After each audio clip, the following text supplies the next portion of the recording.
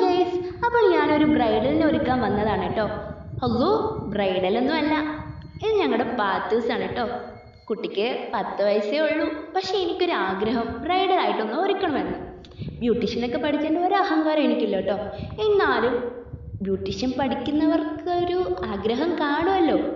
അങ്ങനെ ഞാൻ പാത്തുവിനെ തന്നെ അങ്ങ് എടുത്തു.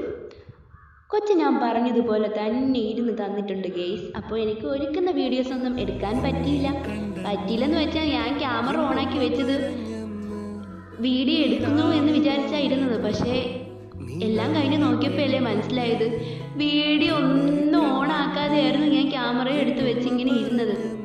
പോട്ടെ, ബാക്കി വീഡിയോസൊക്കെ ഞാൻ തന്നെ അങ്ങ് എടുത്തിട്ടുണ്ട്. പിന്നെ നിങ്ങൾക്ക് ഇഷ്ടപ്പെട്ടെങ്കിൽ ലൈക്ക് ചെയ്യാൻ മറക്കല്ലേ, അതുപോലെ കമൻറ്റ്സ് ചെയ്യാനും മറക്കരുത്.